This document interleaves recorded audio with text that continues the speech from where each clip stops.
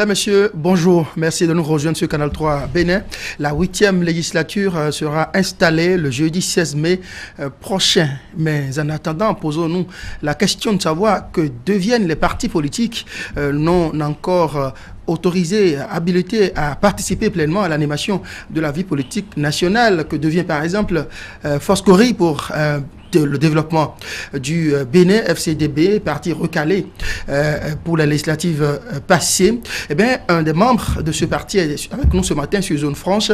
Il s'agit de Fred Adriano Hugo Rouenou, qui est conseiller spécial chargé des questions de jeunesse dans ce jeune parti politique. Il nous dira comment ce parti se positionne, comment ils s'organisent pour effectivement participer à l'animation de la vie politique nationale. Il nous dira aussi leur position par rapport à l'évolution de l'actualité électorale ou, si vous voulez, post-électorale dans notre pays. Fred Rouenou, bonjour. Bonjour André. Merci d'avoir accepté notre invitation. C'est un honneur pour moi.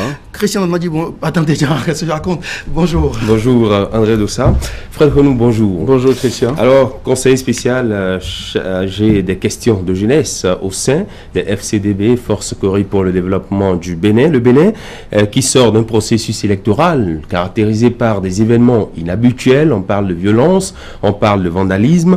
Vous êtes un acteur politique. Votre parti s'est vu exclu du processus électoral en raison d'un certain nombre d'irrégularités constatées par les instances en charge de l'organisation des élections en République du Bénin. Alors, de près ou de loin, comment avez-vous vécu le scrutin du 28 avril dernier? Était-ce le scrutin de tous les dangers pour vous? Merci beaucoup et permettez-moi, avant de répondre à votre question, de dire un mot à l'endroit des téléspectateurs de Canal 3 et de la radio Fraternité FM. Voyez-vous, ben oui, mais je tiens d'abord à corriger quelque chose. Au niveau de la Foscori pour le développement du Bénin FCDB, nous ne nous sentons pas exclus du processus. Pour nous, nous n'avons pas pu passer par les mailles de la Sénat, de la loi républicaine, je veux dire. Et donc, le code électoral, pour être plus précis. Oui, le code électoral, nous sommes allés jusqu'au niveau de la Sénat, où nous avions connu quelques difficultés, notamment pour l'obtention des quitus fiscaux pour tous nos candidats. Oui, donc, nous n'avons pas pu. Mais je crois que le 28 avril, oui, comme tout bon citoyen, nous avons observé le scrutin. Nous sommes allés voter pour ceux qui en avaient envie, parce que le droit de s'abstenir aussi, ça fait partie, la liberté de s'abstenir fait partie du droit des citoyens. Et donc, voilà, oui, moi je suis allé voter à Calavi, dans la 6e circonscription électorale. Donc voilà, je suis allé voter. Bien que n'était pas dans le processus, vu que votre parti n'était pas en lice pour ces élections. En d'autres occasions, j'aurais pu m'abstenir. Mais on dit que chacun de nous est guidé par ses propres convictions. Et à ces convictions, nous avons l'obligation de rester fidèles. Je suis allé voter pour rester fidèle à une conviction qui était que ce n'est pas parce que je suis dans le processus électoral que le processus n'a pas de valeur. Et donc, je suis sorti de chez moi pour aller voter, pour donner l'exemple à ceux qui sont autour de moi, à ces jeunes qui me suivent et qui croient en moi, pour montrer que la citoyenneté doit être au-delà d'un certain nombre de choses, notamment au-delà de tout clivage partisan. Donc voilà pourquoi je suis sorti pour aller voter. Vous êtes une formation politique, vous êtes apprêté pour participer à un processus électoral, vous n'avez pas pu, et vous n'avez pas été frustré outre mesure, vous avez même pu aller voter, vous, en ce qui vous concerne. Non. Est-ce que vous ne donnez pas raison à vos détracteurs, ceux qui pensent qu'au fond, vous êtes un parti qui aimait jaune? Je ne dirais pas que nous n'avons pas été frustrés. Nous avons été frustrés. On était même en colère.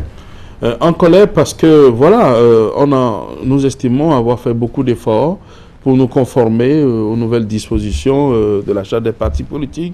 Nous estimons avoir fait l'essentiel. Surtout que, vous avez dit qu'on va y revenir, mais permettez-moi de placer un mot, surtout qu'on a l'impression qu'à l'arrivée, nous avons été sanctionnés par la Sénat pour des dispositifs qui étaient indépendants de notre volonté. Nous, on a tout fait pour avoir, par exemple, les quitus fiscaux, on n'a pas pu l'obtenir. Mais cette frustration ne peut nous conduire à nous opposer à la République. Parce que la République, elle est plus grande que nous tous. Elle est plus grande que chacun de nous pris individuellement, elle est plus grande que toutes les formations politiques. Alors nous, au sein de notre formation, nous nous sommes retrouvés, nous avons dit, étant donné que nous sommes exclus du processus, entre guillemets, quand j'ai dit exclus, parce que on ne nous a pas empêchés d'aller aux élections. On est d'accord. Si quelqu'un nous a exclus, ce n'est pas un être humain, c'est la loi. Et on dit, dura les sed les. La loi, elle est dure, mais c'est la loi. Alors nous nous sommes dit, il faut donner le bon exemple. Donner le bon exemple, c'est montrer qu'avant d'être des militants de partis politiques, nous sommes avant tout des citoyens qui devions nous conformer aux lois de la République. Et si nous refusons d'aller voter, ou si... Parce que voter aussi, c'est exprimer aussi sa frustration. Moi, je suis allé, j'ai fait un choix. D'autres sont peut-être allés et ont fait des bulletins nuls. C'est une manière de s'exprimer. Il y a plusieurs manières de s'exprimer. Et donc, oui, nous étions frustrés, comme peuvent l'être d'autres personnes, mais nous avons voulu gérer notre frustration en ne nous opposant pas à la République. Voilà. Alors, la question, est-ce que le scrutin du 28 avril 2019 était un scrutin de tous les dangers? Oui, forcément, parce qu'il y avait une partie de la classe politique qui non seulement appelait au boycott, mais il y avait des intimidations, il y avait des menaces qui pesaient. On a empêché certaines personnes de sortir de chez eux, d'aller voter, oui. On avait peur. Peut-être qu'on n'a pas mesuré, peut-être qu'après les événements, on s'est beaucoup plus rendu compte de du risque qu'on courait. Parce que c'est vrai que nous n'étions pas habitués à cette violence inouïe dans notre pays. Nous sommes habitués à beaucoup plus, à une certaine violence verbale, à beaucoup plus parler, et puis ça s'arrêtait là. Mais peut-être qu'inconsciemment, parce qu'en prenant le recul, je me suis dit, si j'avais mesuré par exemple moi la portée de tout ce qu'il y aurait eu comme dégâts, est-ce que je serais vraiment sorti? Parce que je faisais partie de ceux qui disent, non, au Bénin, nous sommes un pays de paix. Nous avons comme fondement certaines valeurs qui ne permettent pas à un Béninois d'atteindre à l'intégrité physique de l'autre. Et quoique ces acteurs politiques, qui ne sont pas des moindres, qui sont des anciens, parlent seulement, ils seront dit à leurs partisans, mettez la balle à terre, mais malheureusement, ça n'a pas été le cas. On n'a pas été habitué à la violence au Bénin, on n'a pas non plus été habitué à ce qu'une frange de la classe politique ne prenne pas part au processus électoral. Oui, écoutez, nous avons toujours été habitués à respecter les lois. Et puis, voyez-vous, j'ai l'habitude de dire que nos lois sont comme nos frontières. Si nous commençons par laisser nos frontières violées, nous n'aurons plus d'État. On est d'accord. Nous n'aurons plus d'État, nos voisins vont nous assaillir et nous n'aurons plus de nation. Et si, en est-il de nos lois? Si nous-mêmes, nous commençons par violer nos lois, par marcher sur nos lois, parce qu'en fait, nous existons du simple fait de notre obéissance à la loi que nous nous sommes prescrites. C'est ça la liberté. Alors, si nous décidons de ne plus être libres, nous devenons esclaves. Et nous avons toujours pensé que notre pays, le Bénin, est une nation de liberté. Et que cette liberté, elle s'obtient au regard du respect que chacun de nous voue à la loi, qui est en fait le socle sur lequel nous existons. Et malheureusement, le processus n'a pas permis à tout le monde de pouvoir, de pouvoir gagner avec cette loi. Parce que c'est une bataille face à la loi que tous les partis politiques ont dû livrer.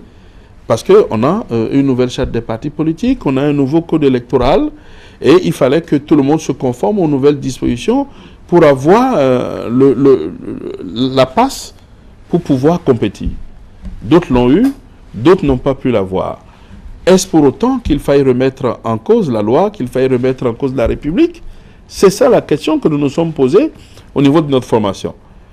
Et nous nous sommes dit, le bon sens étant la chose la mieux partagée, même dans les autres formations politiques se réclamant de l'opposition comme nous, tout le monde doit pouvoir faire cette analyse et dire on avance. Parce que, n'oublions pas une chose, notre vie ne doit pas s'arrêter parce que nous n'avons pas l'autorisation de pouvoir émarger au budget de l'État. Parce que si c'est pour animer la vie politique, que nous soyons dans une structure institutionnelle ou pas, nous pouvons apporter notre pierre à l'édification de notre nation, à l'édifice. Et c'est ce que nous avons essayé de faire. Donc, bien entendu, Malheureusement, voilà, ça a donné ce que ça a donné. Et nous en sommes... FCDB, vous plaidez d'emblée coupable, vous reconnaissez les faits relevés par la Sénat contre votre liste, votre parti, mais on ne vous a pas vu aux côtés des autres formations politiques recalées qui ont revendiqué, qui ont manifesté. Écoutez, c'est curieux. D'abord, les raisons sont multiples. Nous sommes, quand vous voyez les autres partis de l'opposition, nous sommes un des derniers partis de l'opposition à naître, en décembre 2018. Oui, 15 décembre. 15 décembre 2018, oui. Pour être plus précis. Les autres, pour des raisons multiples ou diverses, n'ont pas voulu nous reconnaître comme étant de l'opposition. Vous savez, on a toujours peur du nouveau venu. Oui, peut-être trop complaisant à l'endroit du pouvoir, trop modéré. Non, nous nous sommes inscrits dès notre naissance dans une philosophie d'une opposition constructive. Oui, qu'est-ce que ça veut dire quoi? Pour nous, une opposition constructive, vous savez, une opposition constructive, c'est un ensemble d'éléments engagés à l'intérieur d'un parti politique qui décide d'aborder les questions de la vie publique nationale avec toute la dignité de citoyens adultes et conscients qui réfléchissent et se demandent ce qui est bon pour tous. Pour nous, l'opposition ne consiste pas en une diffusion de colère confuse au sein de la population. L'opposition constructive pour nous, c'est notre capacité, de par nos actions, nos analyses, nos conseils, à amener les dirigeants légitimes désignés par le peuple, non seulement à assumer leurs choix, mais à les justifier à travers tout ce que nous pouvons faire comme action, provocation, invocation. Voilà la logique dans laquelle nous sommes. Nous ne sommes pas dans la logique d'un affrontement. Nous nous sommes inscrits parce que l'histoire de l'Afrique, pratiquement après 60 années, montre que l'une des faiblesses sur notre continent, c'est que nous n'avons pas des oppositions qui sont prêtes à construire avec les régimes en place. Or, nous ne devons pas être des adversaires dans la course au pouvoir, mais nous devons être des partenaires dans la course au progrès pour notre peuple. Peu importe sous l'égide de qui ces progrès sont réalisés. L'un des défis majeurs de l'Afrique aujourd'hui, c'est de pouvoir faire partager les progrès à toutes les populations africaines. Alors comment est-ce que nous pouvons y arriver si nous sommes dans la philosophie de toujours être visi à la place de visi? Si nous sommes, parce qu'il y a un mauvais génie béninois, qui existe aussi ailleurs, mais qui est particulièrement assis dans notre pays, c'est ôte-toi de là pour que je m'y mette.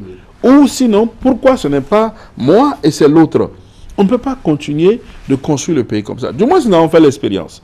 Mais on a vu, ces 29 dernières années, cette pratique-là de la politique ne nous a rien apporté. 29 ans, c'est rien par rapport au nombre d'années d'expérience de ceux qui ont inventé la démocratie. Je ne pense pas que vous soyez dans cette dynamique-là de réinventer la science politique chez nous. L'opposition, par définition, c'est le parti qui doit relever les imperfections, les carences dans l'action d'un gouvernement. Quand vous dites opposition constructive, ça veut dire qu'au fond, je suis d'accord. Vous n'êtes pas opposition, c'est ce que les gens vous reprochent. Je suis d'accord avec vous, monsieur André. Mais l'opposition, par définition, ne peut pas être cet instrument qui déstabilise. Parce qu'il s'agit de quoi? Il s'agit de ce que nous devons constituer une alternative pour nos populations. Et quand vous parlez de démocratie, bien entendu, la démocratie, c'est le dissensus. On est d'accord. Mais vous voyez, le piège qui est dedans, quand on y prend garde, c'est que la démocratie nous oppose dans la conquête du pouvoir d'État. Mais une fois que le pouvoir d'État est conquis, devons-nous rester toujours campés sur nos positions opposées? Parce que si nous allons au vote, chacun vote pour sa formation, chacun a son projet de société. Donc, en fait, la démocratie, c'est la capacité de pouvoir nous affronter sans nous déchirer. Mais une fois que l'affrontement est terminé, qu'est-ce que nous pouvons faire? Nous ne pouvons que construire. Parce que nos populations, ils ne se préoccupent pas de savoir si le bas côté où nous sommes ou le haut côté où les autres sont, devront nous mettre ensemble quand il y a du travail à faire. Le travail pour un petit pays comme le nôtre, un pays sous-développé comme le nôtre, c'est de construire les chemins de l'espérance. Et on ne peut pas construire ces chemins dans des divisions idéologiques fondamentales. On ne peut que les construire en cherchant toujours les voies et moyens nécessaires pour aller de l'avant. Alors finalement, est-ce qu'on doit vous appeler une opposition constructive lorsque vous apportez par exemple des éclairages ou des propositions à un gouvernement qui, par moment, ne se retrouve pas dans ses marques, dans ses pas? Oui, bien sûr, nous sommes dans la construction de la nation. Figurez-vous, lorsque je détiens une solution, parce que nul dans la science infuse, et à l'aune de l'exercice du pouvoir de l'autre, on se rend compte qu'il a des difficultés. Pourquoi voudrait-on que je garde les solutions et que je le laisse tomber d'abord? Il trébuche, il tombe, mais en trébuchant et en tombant, la République tombe. Nous tombons tous. Et après, je dis, maintenant, je viens et c'est moi qui vais le relever. Non, ce n'est pas comme ça que ça doit se faire. Mais même ailleurs, sous d'autres cieux, j'aime bien un pays comme les États-Unis d'Amérique, considéré comme la plus grande démocratie. Mais écoutez, voyez comment est-ce que républicains et démocrates peuvent s'entendre quand il s'agit de l'intérêt supérieur de la nation américaine. On peut se tirer dans les pattes. Mais ici, aujourd'hui, on n'est même pas encore arrivé à ce niveau de développement. Tout est à reconstruire. Tout est à faire dans notre pays. Par raison, vous parlez d'une démocratie de plusieurs siècles, que vous comparez à 29 ans d'expérience. Raison de plus pour que, parce que nous l'avions fait de manière, comment on appelle, de manière suivie au bout de 29 années. Qu'est-ce que nous en avons tiré? Posons-nous au moins la question. Évaluons un peu notre démocratie. Nous nous sommes tirés entre les pattes tout le temps. Nous avons juste, au lieu de régler les problèmes réels de nos populations, de notre peuple, de notre nation, nous avons cherché seulement à faire la promotion d'acteurs politiques ou de personnes. Mais ça ne nous a avancé à rien. Pourquoi continuer d'animer la vie politique tout comme si les autres d'en face et nous sommes des ennemis mortels? Tout comme si il faut forcément que nous leur arrachions le pouvoir pour pouvoir exister. On n'a pas besoin de leur arracher le pouvoir. C'est pour ça que je dis... Un parti politique se crée pour conquérir et exercer le pouvoir. Un parti politique a pour but de conquérir et d'exercer le pouvoir d'État. Mais à travers le suffrage de nos compatriotes. On est d'accord. Le fait... Quel est notre rôle en tant que parti d'opposition? Il y a un gouvernement qui est élu, qui est légitime et qui dirige, qui gouverne. Nous faisons des propositions, nous donnons des conseils. Libre au gouvernement de suivre ou de ne pas suivre. Mais quand le gouvernement ne suit pas ses conseils, nous répéterions tout ce que nous avions fait. Et quand vient le moment des élections, nous proposons une alternative à notre peuple.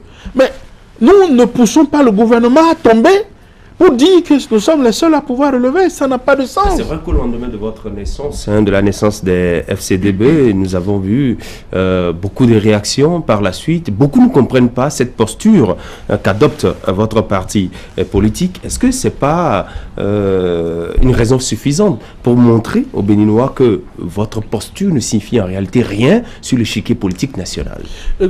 Vous savez, tout ce qui est nouveau a tendance à inquiéter.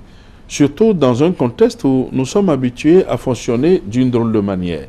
Nous disons que nous fonctionnons, mais nous avons fonctionné dans le même système. Nous ne sommes pas descendus de la Lune. Nous sommes béninois. Et nous étions dans le pays depuis au moins l'ère du renouveau démocratique. Moi, en tant que jeune, ça fait quand même 14 années que je suis dans le sérail politique. Et je connais tous les acteurs politiques de toutes tendances confondues. On est d'accord. Et ils sont nombreux au niveau de la FCDB aussi. Pour les avoir fréquentés, c'est ça? Oui, bien sûr, pour les avoir fréquentés, pour avoir appris aussi à leur côté. Mais à un moment donné, on fait la somme de toutes ces expériences et on dégage d'un côté ce qui a prospéré ou ce qui n'a pas prospéré et on décide de faire les choses autrement. Parce que si nous ne faisons pas les choses autrement, il n'y a pas de développement possible. Qu'on me dise, bon d'accord, soit nous nous trompons dans notre posture, admettons, mais donnez-nous la preuve de ce que la posture qui est adoptée jusqu'à aujourd'hui par les autres a prospéré dans le pays. Elle n'a pas prospéré. Aucun parti politique, en 29 années, n'a été capable de prendre le pouvoir d'État lui seul. On est d'accord. Nous avons encore une économie qui reste encore extravertie de type néocolonial. On n'arrive pas à assumer le plein emploi pour nos jeunes. On n'arrive pas à lutter efficacement contre la précarité. Et nous disons que nous animons la vie politique, mais on anime la vie politique pour qui? Pour le peuple, pour nos concitoyens. L'engagement politique, C'est la capacité de pouvoir proposer des solutions pour sortir nos populations de leurs difficultés. Et nous y sommes. Mais malheureusement, qu'est-ce que nous avons proposé? Nous voulons changer de paradigme. Changer de paradigme, pour nous, revient à faire des propositions concrètes, à taper là où il faut taper. Mais vous n'allez pas dire que nous n'avons pas critiqué. Prenez par exemple des émissions radio, des émissions télévisées, ou à l'heure aujourd'hui où nous sommes à l'ère des réseaux sociaux, allez par exemple sur notre page et vous allez voir, nous ne manquons jamais de critiquer le gouvernement et d'apporter des solutions. Vous pensez que c'est suffisant? Par quels moyens entrez-vous en contact avec le gouvernement? Est-ce que le gouvernement est tenu de lire vos propositions à travers les médias, à travers les réseaux sociaux, ou vous avez un autre moyen pour faire parvenir au gouvernement vos propositions? C'est vrai que vous êtes un parti naissant, ça fait pratiquement 7 ou 8 mois. Les canaux de communication existent. Et tout gouvernement soucieux de laisser dans la mémoire collective un engagement positif au service de la nation doit pouvoir écouter ce qui se dit et ce qui se fait. Que vous avez réussi à faire, nous avions fait des propositions sur... n'a pas pris en compte, ou que le gouvernement a pris en compte. Est-ce que le moment est venu d'en parler déjà? Mais ce que je voudrais vous dire, c'est que même les critiques, parce que quand vous critiquez quelqu'un, il n'est pas obligé de vous appeler le lendemain pour que vous parliez d'abord. Mais dans cette démarche, lorsque vous voyez que vous avez formulé des critiques et que le lendemain, vous voyez des résultats, alors vous avez l'impression que, même si on ne vous a pas appelé pour vous écouter, on vous a suivi, on en a tenu compte. Vous savez, nos dirigeants ne sont pas des extraterrestres. Hein. Ils sont des êtres humains comme nous. Et ils ont beau être réfractaires à une certaine critique, à une certaine posture, mais quand ils se retrouvent le soir chez eux, entourés de leurs proches, ils réfléchissent comme nous. Ils peuvent se dire ce que tel a dit est juste, ce que tel a dit est vrai, et aller demander par exemple à ceux qui nous dirigent, ils vous diront, peut-être ils ont fait des critiques, mais nous en avons tenu compte.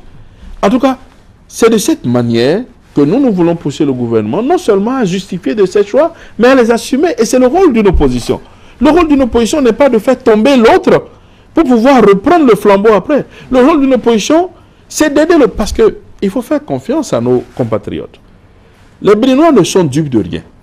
Il faut faire confiance à leur capacité pour apprécier par eux-mêmes tout ce qui se fait ou se dit en leur nom. Ils nous observent. Les Béninois authentiques nous observent. Ils nous écoutent. Ils n'ont pas besoin que nous puissions aller dans l'affrontement tout le temps avant de savoir que nous sommes en train de défendre leur cause. Renou, quelles sont les leçons que FCDB a tirées de ce processus électoral? Oui, nous avons compris que, puisque ce processus électoral vient d'une réforme, nous avions compris une fois de plus la difficulté des réformes. Ce n'est pas pour rien que certaines personnes estiment qu'il faut une révolution pour réussir les réformes. Ce n'est pas notre cas au sein de la FCDB. Nous pensons qu'une nation à l'intérieur de laquelle la majorité a la prépondérance peut réussir les réformes facilement et réussir de grandes choses si il y a suffisamment de dialogue, de discussion, d'explication, de compréhension de part et d'autre. Nous avons l'habitude de dire que c'est une erreur de vouloir construire un pays sans le peuple, sans la nation.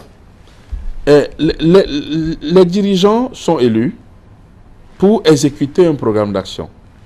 Mais parfois, on a trop fait l'erreur de penser qu'on n'a pas besoin d'expliquer à nos compatriotes, on n'a pas besoin de sortir tout le temps.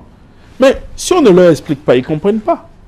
Et quand ils ne comprennent pas, ils deviennent la proie facile d'autres forces obscures qui tendent à les manipuler. C'est la leçon principale que nous avions tirée. Bien entendu, nous ne sommes pas, le gouvernement ne sommes pas l'exécutif. Des réformes ont été initiées par l'exécutif, des réformes aussi ont été initiées par l'Assemblée nationale. Malheureusement, FCDB n'est ni au gouvernement et ni à l'Assemblée nationale, jusqu'à l'heure où nous parlons. Nous aurions été au gouvernement ou à l'Assemblée nationale, par exemple, que la plupart de ces réformes, on se serait rapproché davantage de nos populations. Parce que les acteurs politiques ne sont rien sans les populations. Et Quand les populations comprennent, même quand on ira après, dans un dessein machiavélique d'utiliser, par exemple, les frustrations de ces populations vont opposer une fin de non-recevoir. Alors justement, vous dites que FCDB n'est pas au gouvernement, mais les acteurs qui constituent FCDB aujourd'hui ont quand même participé à l'action gouvernementale. Nous en connaissons qui ont été plusieurs fois au gouvernement. Est-ce que cette méthode dont vous parlez, ils les ont utilisées en son temps, ou est-ce que vous avez pensé, après avoir tiré un certain nombre de leçons, que c'est ce qu'il faudra faire pour rappeler les populations, à accompagner le gouvernement dans ses actions? La politique est dynamique. Oui. On apprend tout le temps au fil des ans et des expériences. Si nous en sommes arrivés à parler d'opposition constructive aujourd'hui, c'est parce que nous avons fait, comme je le disais tantôt, la somme de nos expériences et nous avons tiré la négativité de la positivité. Nous avons dit, c'est comme ça qu'il faille avancer désormais. Et donc, oui, peut-être par le passé, nous n'avions pas pu le faire. Aujourd'hui, au niveau de la FCDB, nous vous dirons, il faut apprendre à juger nos dirigeants avec indulgence et bienveillance. Et certains pourraient nous dire, mais en son temps, vous ne l'avez pas fait. Et nous pourrons leur rétorquer, mais nous estimons que si on a manqué d'indulgence et de bienveillance, c'est qu'on a dû en manquer aussi envers nous autres aussi. Et donc, par conséquent, il faut aller de l'avant aujourd'hui. Ce que nous avions retenu comme leçon fondamentale, c'est que les réformes sont très difficiles quand elles ne sont pas comprises. Les réformes sont très difficiles quand les populations ne sont pas associées. Vous savez, aucune réforme. Nous sommes 11 millions de Béninois. Oui, il fallait associer tout le monde. Non, mais il fallait aller vers les gens. Il fallait discuter avec les gens. Parce que, la perte de vous temps, savez, les Béninois sont aptes à faire du Bénin un pays développé, un pays émergent. Aucun sacrifice n'est de trop, pourvu qu'ils comprennent et pourvu que chacun soit associé à la prise de décision. Si on aurait fait ça, qu'on n'aurait pas eu les difficultés que nous avions. Parce que vous savez, la politique, c'est un couteau à double tranchant. C'est comme l'énergie qui circule dans l'univers. Quand elle tombe dans des cœurs purs, on peut en réaliser de grandes choses. C'est-à-dire, on peut construire une nation paisible, où il fera bon vivre pour chacun et tous. Mais quand elle tombe dans des cœurs souillés et corrompus, soyez-en sûrs qu'on va utiliser la politique pour de vils desseins. Vous ne pourriez pas, moi je dis fondamentalement, le peuple est bon. C'est les acteurs politiques, toutes tendances confondues, qui sont corruptibles. Alors, c'est dans la souveraineté du peuple que nous devons chercher les palliatifs pour ce que nous avions vécu. Donc, il faudrait que dirigeants, gouvernants, aillent vers les gouvernés pour leur expliquer leur méthode, pour leur expliquer là où ils sont prêts, où est-ce qu'ils veulent aller. Parce que les violences que nous avions connues, c'est parce que des gens ont décidé de surfer sur les doutes, les incertitudes, les désespoirs que peuvent avoir une certaine partie de notre peuple, en dépit des discours rassurants de ceux qui nous gouvernent aujourd'hui. Justement, en parlant de ces violences qui ont émaillé le processus électoral, notamment le jour du scrutin, et aussi le fort taux d'abstention, on n'a pas entendu FCDB se positionner, enfin, se prononcer. Comment vous avez analysé cela? Non. Nous avons, ces derniers temps, parlant de violence, connu l'horreur. Nous avons vécu le chagrin et j'aime à dire que les violences qui nous ont frappés sont contraires aux valeurs qui fondent notre nation et qui en font le ciment. Ce sont des valeurs de tolérance, de paix, de pardon et d'amour du prochain. Nous nous sommes posé une question. Quand est-ce que les Béninois sont devenus aussi extrémistes sans que nous en soyons rendus compte? Ça vous a surpris? Ça nous a surpris. Mais nous avons compris que les Béninois, en fait, puisque après les violences, au niveau de notre formation, nous avons rencontré certains de nos compatriotes. C'est des Béninois anonymes. Ils n'interviennent jamais à la radio, ils ne passent pas à la télévision, ils sont peut-être sur les réseaux sociaux, mais ils ne sont pas moins représentatifs du Bénin authentique, vivant et profond. À leur contact, nous avons constaté que ces valeurs que je viens d'énumérer restent enfouies dans leur âme et dans leur cœur. Qu'est-ce qui s'est passé entre-temps pour qu'on verse dans cette violence inouïe, inutile? C'est parce qu'il y a eu des forces destructrices, nivellatrices, qui ont, à un moment donné, voulu utiliser la frustration légitime de nos populations pour pouvoir obtenir ce qu'ils n'ont pas pu avoir par les urnes ou autrement. Et donc, quand nous avons analysé, on a compris que les Béninois ont été manipulés. Nos populations les plus vulnérables ont été manipulées à dessein pour mettre à genoux la République. Croyez-moi, nous en sommes désolés. Et, en son temps, nous nous sommes exprimés et nous avions condamné ces violences. Parce que c'est inimaginable qu'un Béninois puisse blesser, frapper un autre Béninois et le laisser pour moi, alors que ce dernier n'a pris ni sa terre, ni sa femme, ni son argent. Vous imaginez? Dans notre culture, on a l'habitude de dire que ce qui nous oppose les uns aux autres, c'est quand on prenait la femme, la terre ou l'argent de quelqu'un.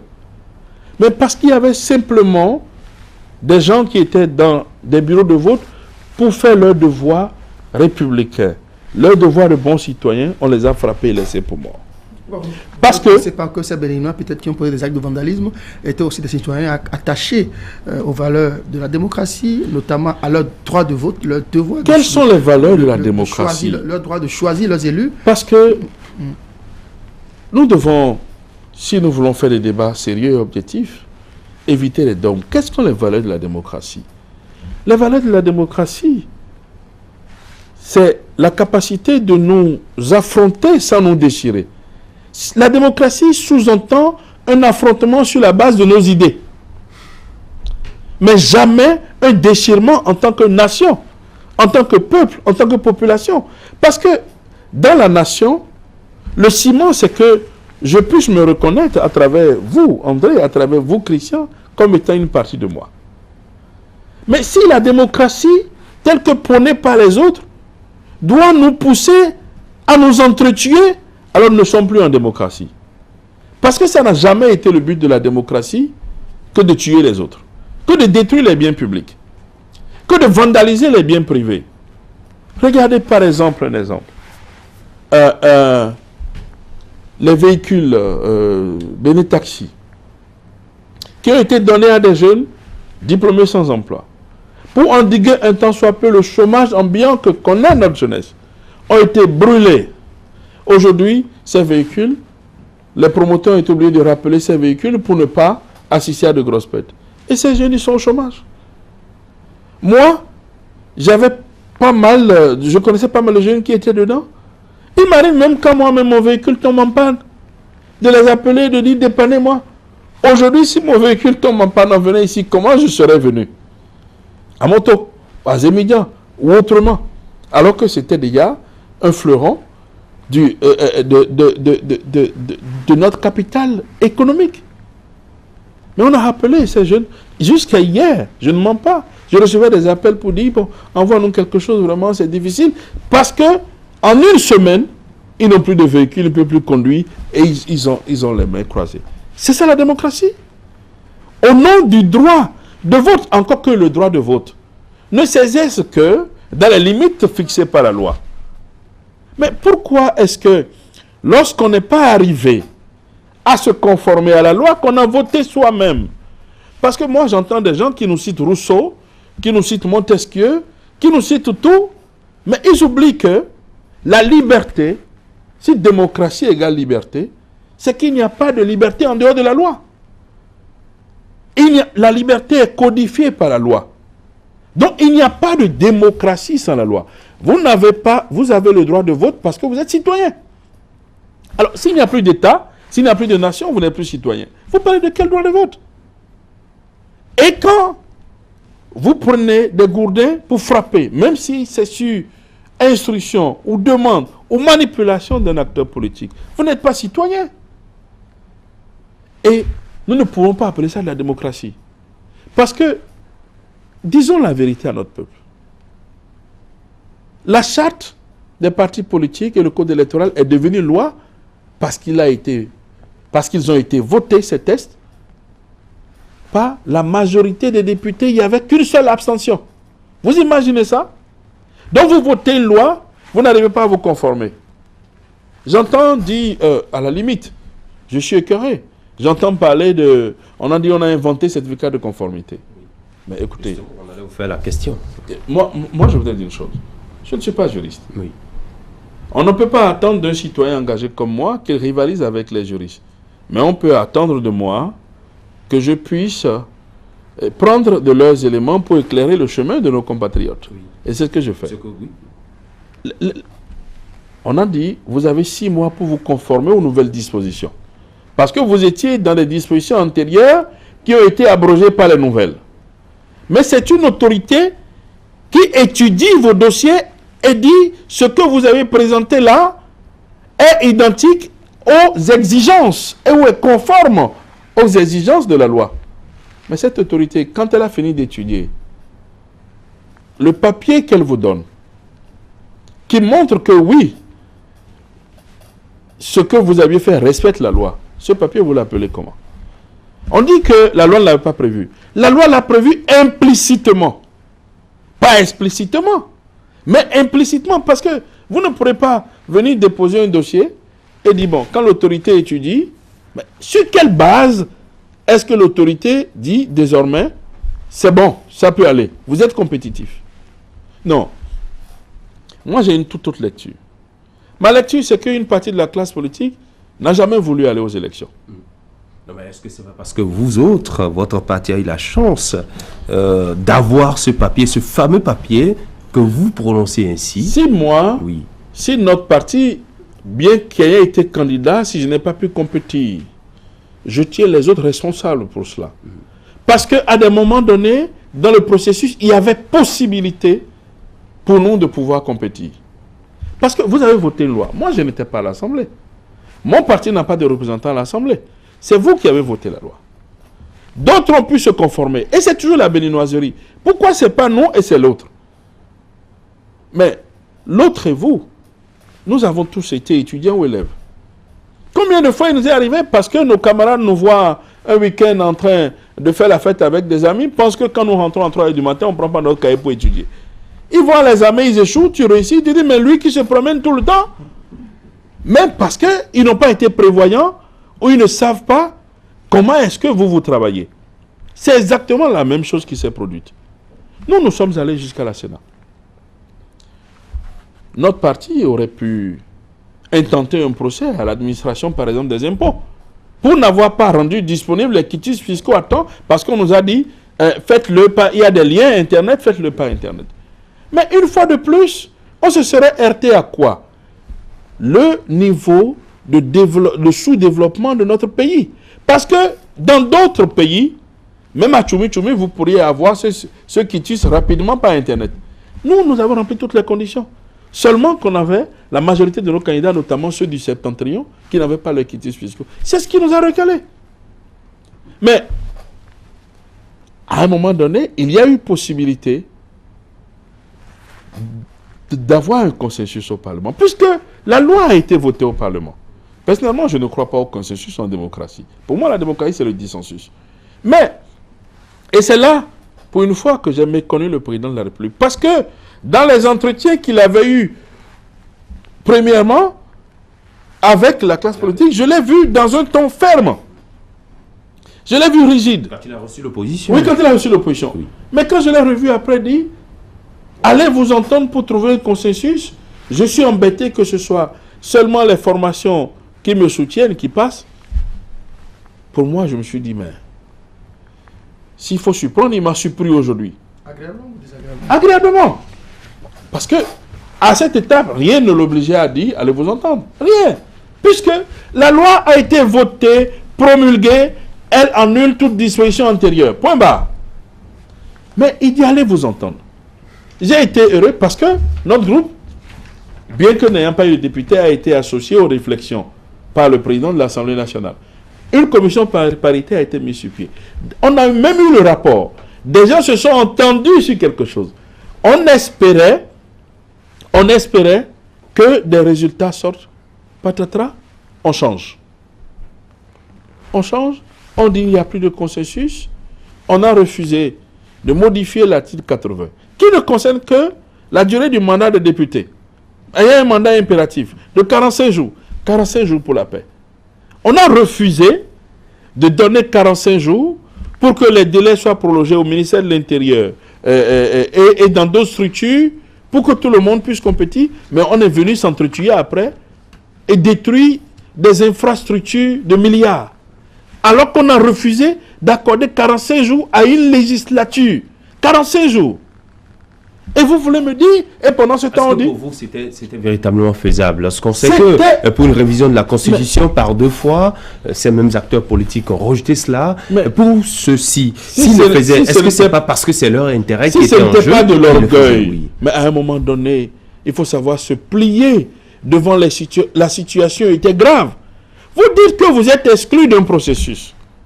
On vous dit, entendez-vous, où est-ce que vous avez jamais entendu ceux qui en ont plein la bouche, la démocratie, est-ce qu'ils n'ont jamais entendu que dans une démocratie, une minorité s'impose à la majorité? Où est-ce qu'on a entendu ça? Tantôt, vous me disiez de ne pas réécrire la démocratie, mais c'est les gens qui ont voulu réécrire la démocratie autrement. Parce que 45 jours, ça nous aurait évité tout ce problème. Mais qu'est-ce qu'on a eu? Ils se sont braqués et finalement, on vient demander à un chef d'État de remettre en cause sa propre scienture et de remettre en cause les institutions de la République en prenant une ordonnance pour abroger une loi votée à l'Assemblée et promulguée et, je ne sais pas par quelle gymnastique, il fallait ramener une loi qui a déjà été abrogée. Je n'ai pas compris. Et j'ai vu des juristes défendre ça. Je n'ai pas compris. Par quelle disposition on fait ça? Une loi qui est abrogée, on la ramène en vigueur et on abroge une qui est en vigueur. Ça dit au Bénin, on aime tellement les contorsions intellectuelles. Justement, parlant de contorsion, moi aussi j'ai bien envie de vous comprendre. Vous aussi, je vous vois, vous ne semblez pas apprécier, approuver les différentes démarches adoptées par l'opposition dans le processus électoral qui est en train de s'achever, alors que cela quand même aurait pu profiter, s'ils avaient obtenu gain de cause, cela aurait pu profiter à votre parti politique. Obtenir gain de cause, c'est quoi? Il n'y avait pas possibilité d'obtenir gain de cause si on ne touchait pas à la même comme certains l'ont souhaité. Oui. En tout cas, apparemment, c'était l'objectif des manifestations violentes organisées. Si c'était pour ils obtenaient l'annulation du processus et la reprise du processus, cela vous aurait profité aussi. C'est-à-dire, mais vous auriez été surpris de voir la FCDB ne plus se porter candidat si c'était qu'il fallait aller aux élections après des violences. Organiser des manifestations violentes pour aller aux élections. C'est à croire que nous ne concevons pas notre vie en dehors de la République si nous ne margeons pas au budget de l'État. Non, ce n'est pas possible. Ce n'est pas notre conception de la politique. Je suis désolé, nous ne sommes pas saints. On a fait des erreurs aussi. Ou du moins, des gens ont commis des erreurs, nous en avons partagé quelques-unes avec eux aussi, dans le passé. Mais on n'est pas des saints. Mais on ne peut pas aller à ces extrémités pour dire que nous voulons aller. C'est-à-dire, il faut éduquer notre peuple. Il faut montrer aux générations présentes, montantes et futures, que rien ne vaut la paix. Et que dans la violence, rien ne s'obtient. Regardez, partout où on fait la guerre, on finit toujours par s'asseoir pour s'entendre. Il n'y a jamais eu un processus qui s'est soldé par la guerre. La guerre ne reste rien, on finit toujours par s'asseoir. Pourquoi ne pas privilégier le dialogue et faire des concessions pour dire on avance? Mais moi je dis une chose. À quoi bon? Tout ce qu'on a fait là aura servi à quoi? Sinon, à nous entretuer, à nous entredéchirer. Et aujourd'hui, ces valeurs de paix, de tolérance, qui font de cette petite portion de terre ce pays si attachant, qui ne cesse d'étonner le monde. Aujourd'hui, nous étonnons le monde autrement, négativement, ou je ne sais pas si c'est le monde qui nous étonne maintenant. De toute façon, oui, c'est vrai, il y a eu beaucoup de violence, notamment ce mercredi 1er mai. Et après ça, beaucoup de voix se sont élevées pour appeler à la paix, à la retenue, à la préservation de la paix chez nous. Comment vous entrevoyez aujourd'hui l'avenir de notre vie politique nationale, l'avenir de ce processus électoral en cours, puisque la législature n'est pas encore installée? Pour nous autres, le socle de la République, c'est la loi. Il n'y a personne plus grand dans une République, même pas le chef de l'État, il n'est pas plus grand que la loi. Et donc, il faut respecter la loi. C'est d'abord ça le fondement. Si nous ne pouvons pas respecter la loi, alors il n'y a plus de République.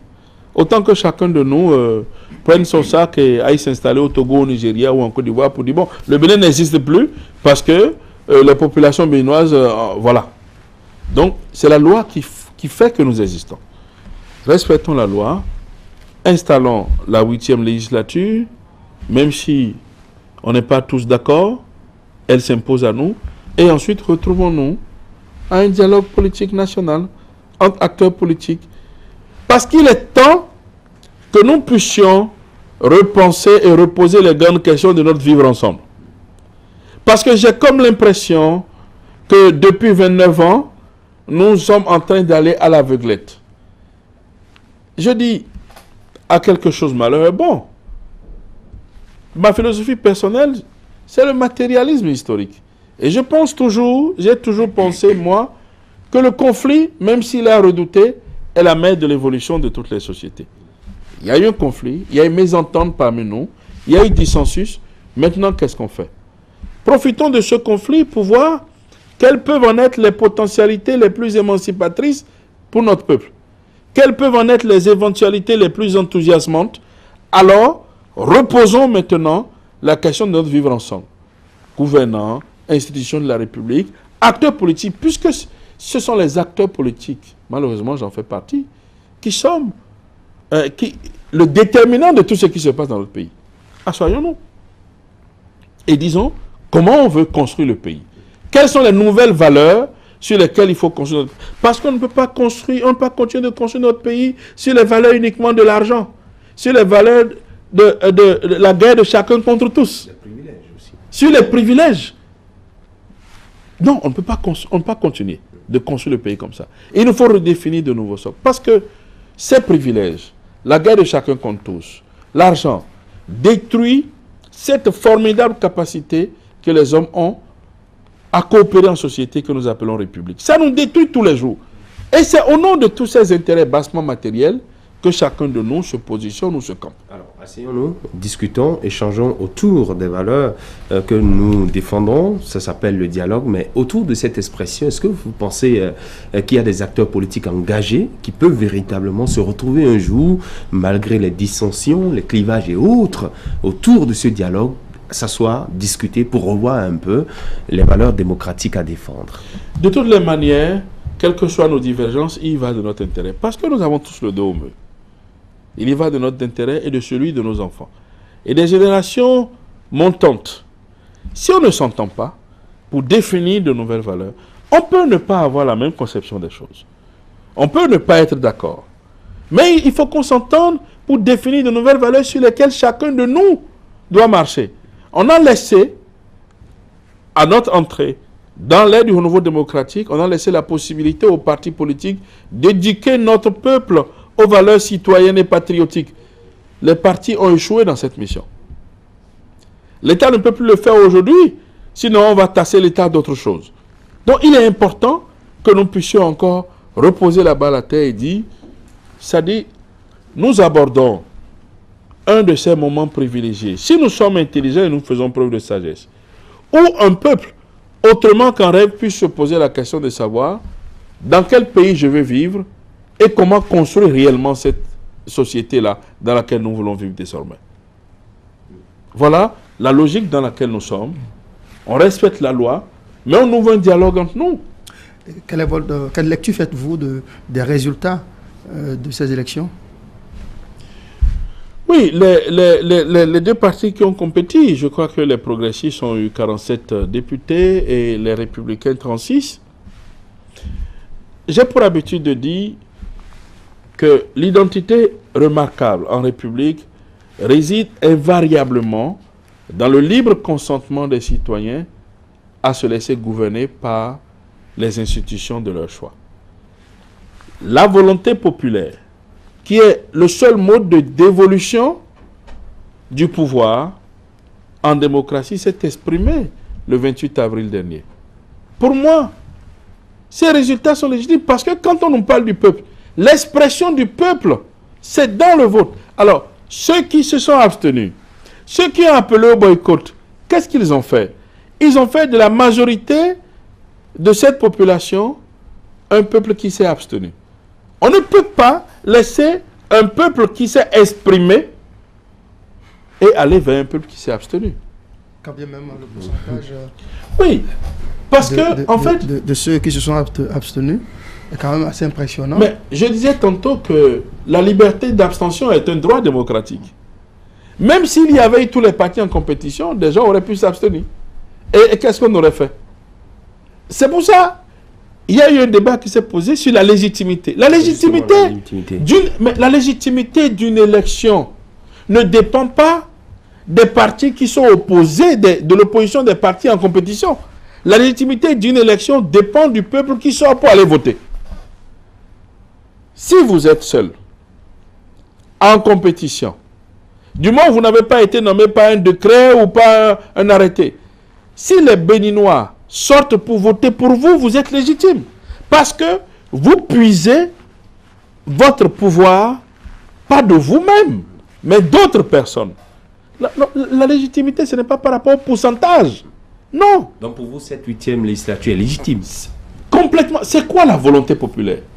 La volonté populaire, ce n'est pas dans la rue, ce n'est pas dans l'Assomption chez soi. La volonté populaire, c'est quand nos populations sortent pour aller voter.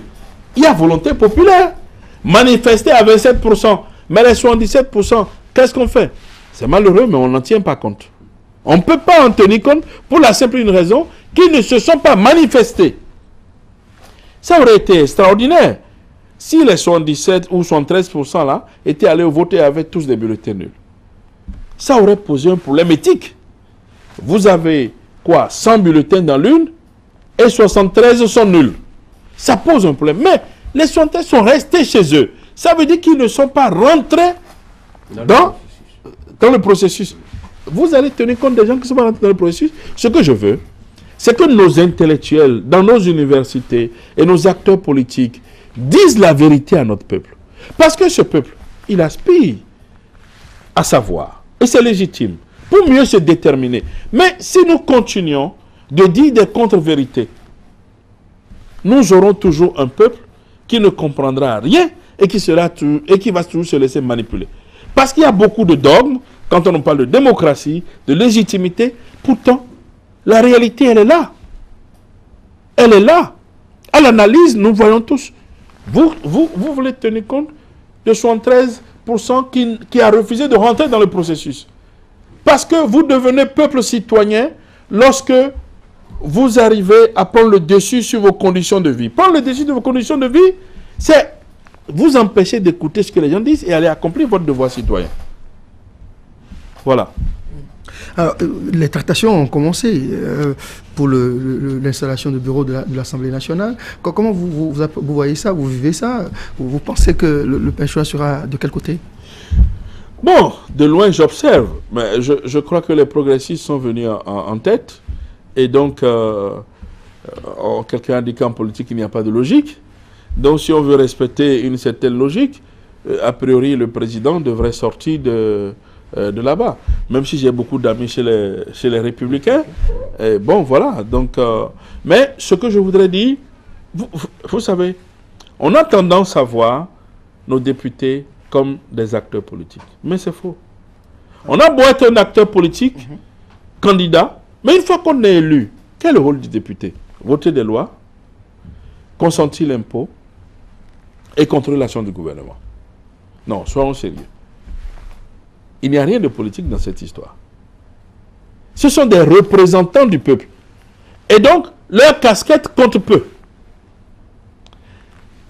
Vous savez, quand on parle de minorité-majorité à l'Assemblée, c'est tout ce qui politise le débat.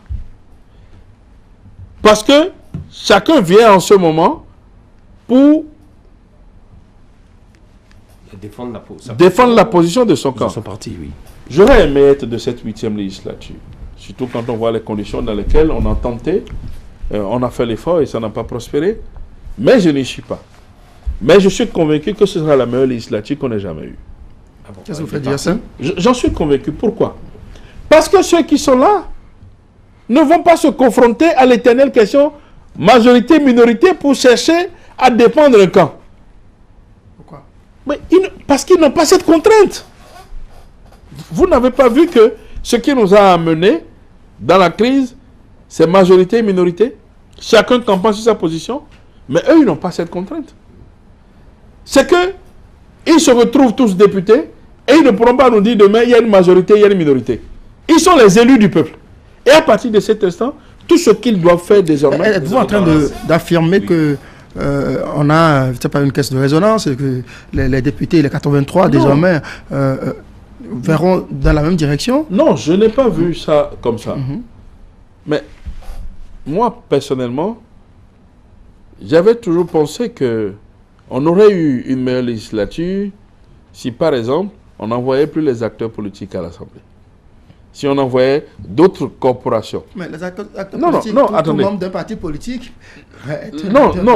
suivez-moi. Il faut être acteur politique pour être candidat et aller à une... Oui, au thème de notre loi, au thème de la Constitution actuelle. Ma logique, c'est que, n'ayant pas la contrainte d'une minorité, il s'agira pour eux, ils n'auront plus à se poser la question à un moment donné de qu'est-ce que je fais pour protéger mon camp? Leur seul camp aujourd'hui, c'est le camp du peuple. Et à eux, on va leur exiger beaucoup plus. Parce qu'on sait qu'ils sont d'une formation qui était d'un côté. Et voilà pourquoi je dis, quand l'épée de Damoclès est sur votre tête, vous êtes appelés à réaliser, à vous surpasser pour donner le meilleur de vous-même. Les meilleures lois, je suis sûr qu'ils ne vont pas permettre que le Parlement, la 8e législature, soit un Parlement qui bavarde. Comme on a eu dans la 7e législature, elle a beaucoup bavardé. Et quand le Parlement bavarde, c'est que les lois bavardent. Et quand les lois bavardent, les citoyens ne prêtent à ces lois qu'une attention relative. Comment entrevoyez-vous l'avenir de la réforme du système partisan portée par deux lois dont l'application s'est avérée quelque peu difficile? Oui, c'est vrai qu'à l'application, il y a eu des difficultés. Mais je pense qu'il ne faut pas reculer. Je suis un progressiste de nature. Je pense que tout progrès est difficile. Comme on le dit, en toute chose, seul le premier pas compte. Encore qu'on ne sait pas souvent ce que le premier pas coûte. On a vu ce que ça nous a coûté. C'est pour ça que j'appelais, après installation, à nous retrouver autour d'une table de dialogue pour évaluer qu'est-ce qui n'a pas marché, qu'est-ce qui n'a pas fonctionné, mais surtout pas remettre en cause. Parce que nous sommes passés de 259 partis politiques. Si tout le monde avait pu, aujourd'hui nous avons 5 partis politiques.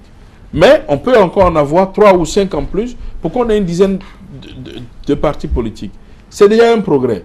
Peut-être que les années plus tard, on va réduire encore pour que ce soit 3 ou 2. Parce que, dites-nous, si on permet à chaque région, à chaque ethnie, à chaque groupe socio-linguistique d'avoir son parti politique, tel développement on peut avoir. On n'aura aucun développement. Or, ce sont les acteurs politiques qui sont au centre de tout le processus de développement de notre nation. Donc, travaillons à cela. Moi, je pense que ces réformes ont encore des jours meilleurs devant elles.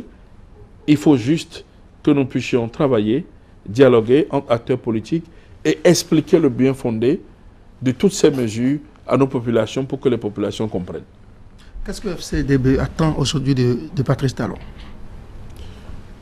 Ce que nous attendons du président Patrice Talon, c'est toujours ce qui nous a opposés à lui. Nous voudrons que sa gouvernance se tourne un peu plus vers les classes moyennes. Il est facile, à l'ère du capitalisme triomphant et avec des partenaires bilatéraux, les institutions internationales comme le FMI, la Banque mondiale, pour des petits pays comme nous, de s'enfermer rapidement dans le carcan du néolibéralisme. Mais le néolibéralisme, ni l'existence des couches les plus fragiles et les plus vulnérables, qui représentent la majorité sociale de notre peuple. Je veux dire les jeunes, les femmes, les artisans et les ouvriers. Ce que nous avons toujours attendu de lui, c'est que sa gouvernance soit beaucoup plus flexible vers cela aussi. C'est que dans l'exercice de la fonction suprême, qu'on pense aussi à cela. Plus d'emplois pour les jeunes. L'augmentation du pouvoir d'achat. Il a réussi dans les endroits. Aujourd'hui, le Bénin n'est plus un sanctuaire confortable pour les corrompus. C'est clair. La sécurité, l'énergie. Il y a quand même des projets initiés, Oui. un peu comme le projet Arche. Je suis prend en d'accord. compte, Mais il faut lui en demander plus. Parce que, voyez-vous, le Bénin a un fort taux de croissance aujourd'hui. Nous sommes félicités. J'ai été personnellement heureux d'avoir vu notre jeune ministre des Finances la dernière fois à Paris, présentant le seul ministre africain. C'est déjà une fierté. On peut en être légitimement fier. Mais nous en demandons beaucoup plus. Parce que nous voulons de l'emploi pour les jeunes. La précarité sévit dans nos marchés. Nous voulons une augmentation du pouvoir d'achat. Et à cela, il faut travailler. J'ai pour habitude de dire que la volonté politique et les réformes ne suffiront jamais à lutter efficacement et avec succès contre la précarité et contre le chômage. Il faut associer le peuple. Et c'est parce que ces populations vulnérables ne voient pas toujours au niveau de l'amélioration de leurs conditions de vie les efforts généreux du gouvernement de M. Patrice Talon, qu'elles peuvent se laisser manipuler par des forces obscures. Et ça a été le cas de cette crise que nous avons vécue.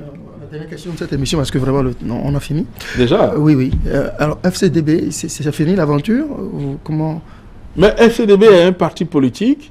Nous animons la vie politique. La preuve, hier, nous avions tenu une conférence de presse au Sun Beach Hotel pour nous prononcer sur la situation de notre pays, pour appeler à la paix, expliquer notre position sur l'échiquier national. Vous savez, nous ne travaillons pas au hasard. Si vous voulez faire une opposition constructive, vous êtes obligé d'avoir des documents pour marquer le gouvernement à la culotte. Vous êtes obligé de voir si les résultats qui sont obtenus ou qui sont annoncés sont effectifs. Donc, il ne faut pas se lever et parler en l'air. Voilà pourquoi nous ne faisons pas de l'agitation stérile, parce que nous avons conscience de ce que nos populations attendent de nous.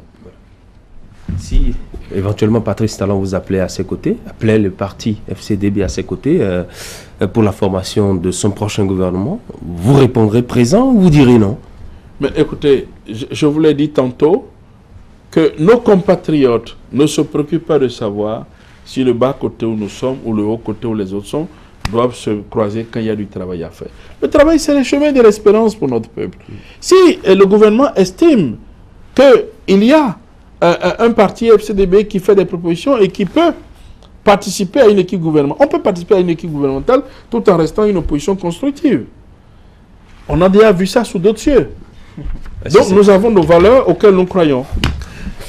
Adriano Hugo Kounou, conseiller spécial chargé des questions de jeunesse au sein du parti Force Corée pour le développement du Bénin FCDB. Merci beaucoup. Merci d'être passé. Mais je n'ai pas conclu. Zone franche. Vous avez déjà épuisé complètement, mais on a même déjà dépassé le temps imparti à cette émission. Je crois que vous avez déjà dit l'essentiel. Merci aussi à Christian Nadédian de m'avoir accompagné. Chers amis téléspectateurs, merci de nous avoir suivis. Passez d'agréables moments devant Canal 3 Bénin. Au revoir.